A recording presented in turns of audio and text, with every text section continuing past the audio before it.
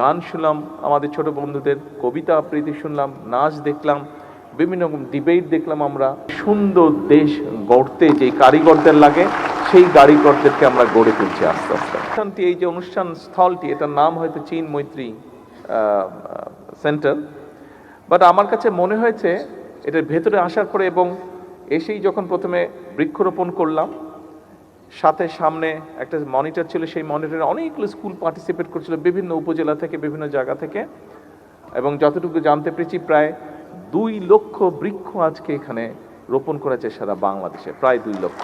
এটা যেমন একটি বিষয়।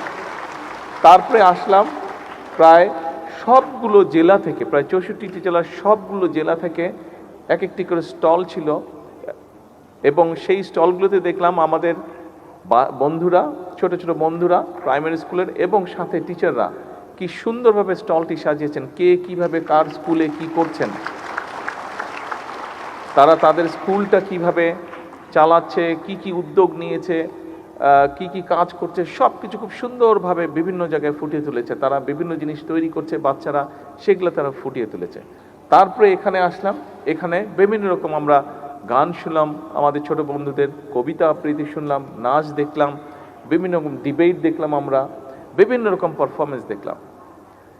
পুরো জিনিসটা আমার কাছে মনে হয়েছে একটি কারখানার ভিতরে আমি ঢুকেছি, যেই কারখানাতে তৈরি হয় বাংলাদেশের কারিগর।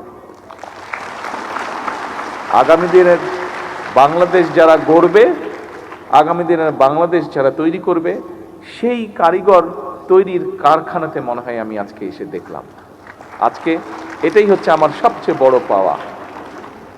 আমরা যারা এতদিন বিভিন্নভাবে চেষ্টা করেছি আমাদের দেশকে গড়তে, আজকে এর মধ্যে আরও কয়েকটি অনুষ্ঠান আমি দেখেছি।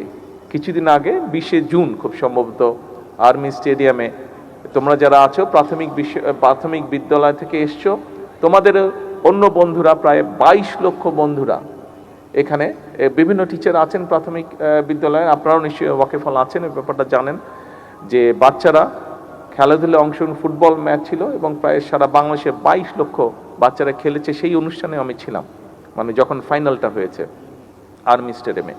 এর বাইরে এই চীন মৈত্রী এখানে হলেই কিছুদিন আগে ইনোভেশন একটা প্রোগ্রাম হয়েছে, সায়েন্স ফেয়ার টাইপের, সেখানেও হাজার হাজার বাচ্চারা সারা বাংলাদেশ থেকে পার্টিসিপেট করেছিল।